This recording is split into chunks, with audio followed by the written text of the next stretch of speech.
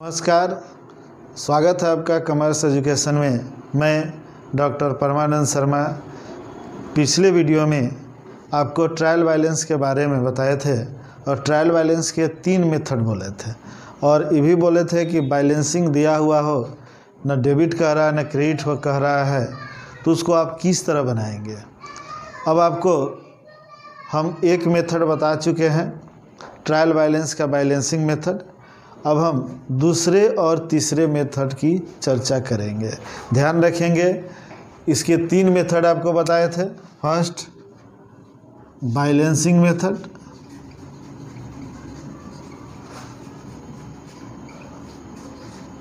शेष विधि, second total method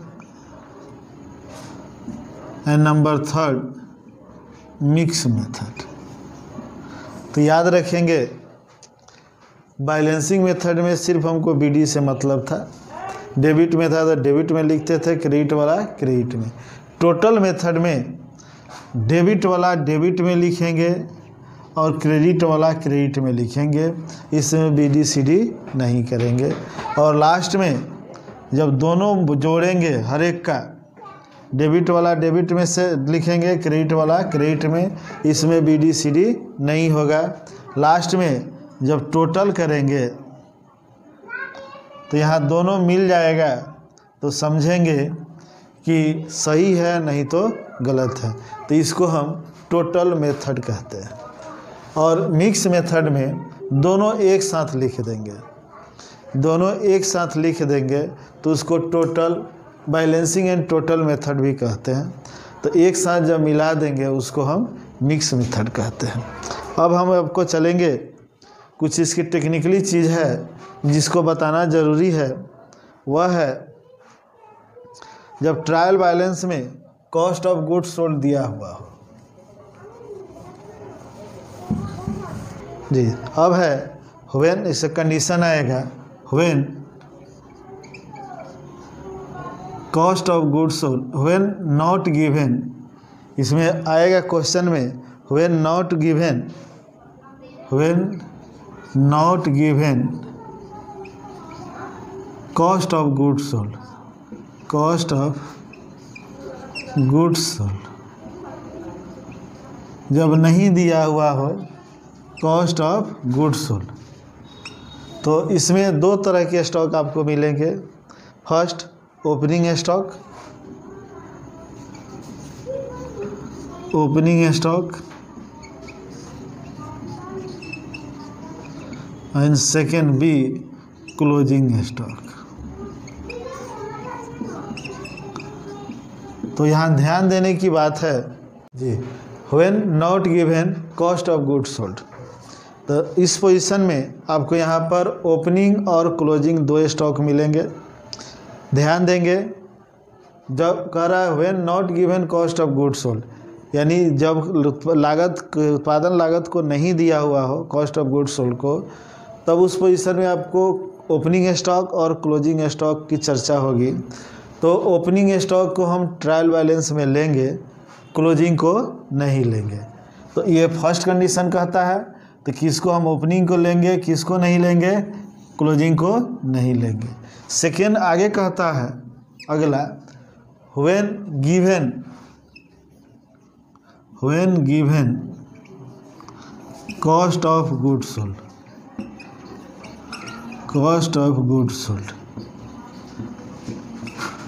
जब कॉस्ट ऑफ गुड्स सोल्ड दिया हुआ हो तो इस पोजीशन में फिर आपके पास 2 को मिलेंगे।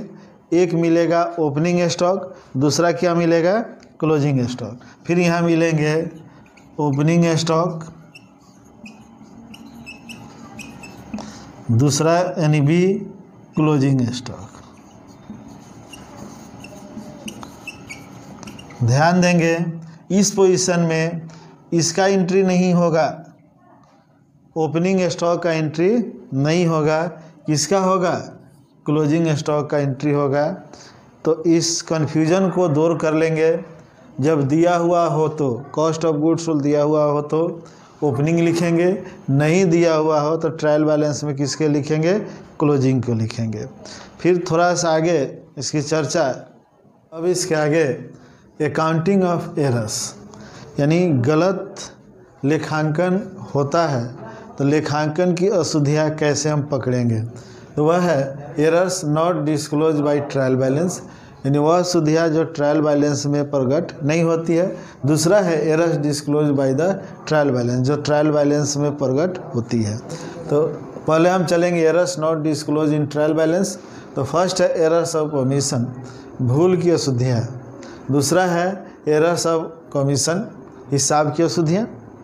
तीसरा है कंपनसेटिंग ऑफ एरर्स, क्षतिपूर्ति, यानी एक दूसरे की पूर्ति हो जाना। चौथा है एरर्स ऑफ प्रिंसिपल, सैद्धांतिक अशुद्धियाँ। सैद्धांतिक मीन्स क्या है, डेबिट और क्रेडिट के रूल को फॉलो नहीं करना।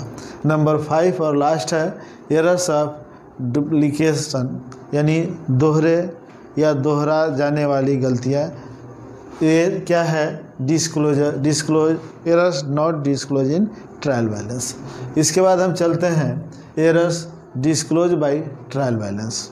तो वो क्या क्या है, कह रहा है कहीं wrong casting of subsidiary book. Subsidiary book में गलत के लेखे कर जाने ये पता चल जाता है, डिस्क्लोज होने लगता है। फिर कह रहा posting of the wrong side, debit के क्रेडिट और क्रेडिट के डेबिट पोस्टिंग हो जाने पर तुरंत पता चलता है। तीसरा है पोस्टिंग ऑफ रॉन्ग अमाउंट, गलत अमाउंट के पोस्टिंग करने पर भी यह पता चलता है कि हमने कहीं ना कहीं गलती किया है। जैसे 500 की जगह पर 50 लिख देना, 50 की जगह पर 500 लिख देना। नंबर 4 में है कह रहा है posting of the double amount, दो अमाउंट यानी एक ही अमाउंट 2 बार पोस्टिंग कर देने से ये भी गलतियाँ क्लियर पकड़ में आती है।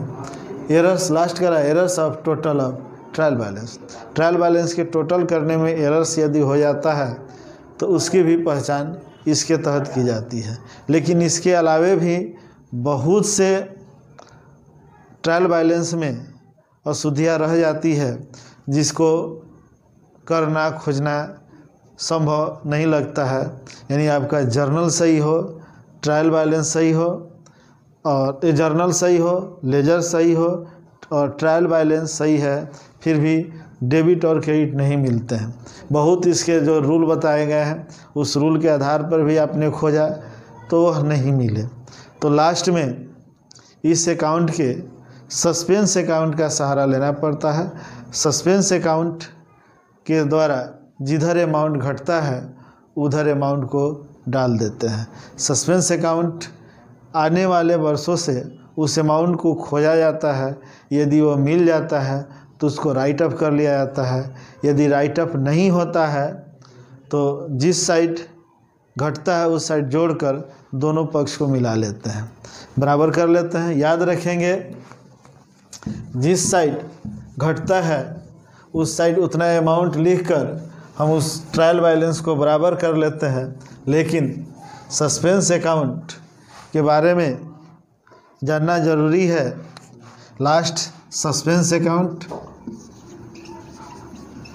जिसको हम लोग कहते हैं उचंद खाता या भूल चूक खाता, उचंद खाता या भूल चूक खाता।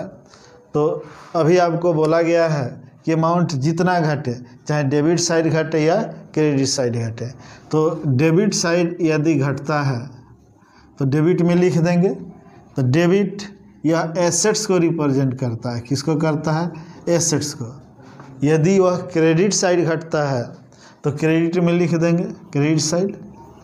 तो यह क्रेडिट साइड जो है लायबिलिटीज़ को रिप्रेजेंट करता है, किसको करता है, लायबिलिटीज़ को, लायबिलिटीज़ को रिप्रेजेंट करता है। यानी लिखने का अर्थ है एसेट्स डेबिट होंगे तो वह संपत्ति से रिकूव्ड होगा, यदि वह क्रेडिट होंगे लायबिलिटी साइड है तो हमारे कर्जदार अमाउंट से होंगे।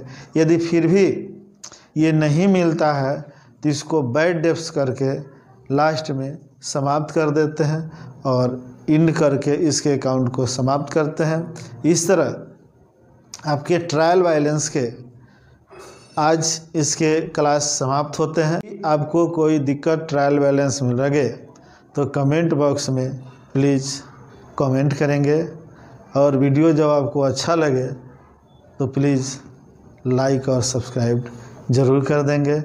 धन्यवाद।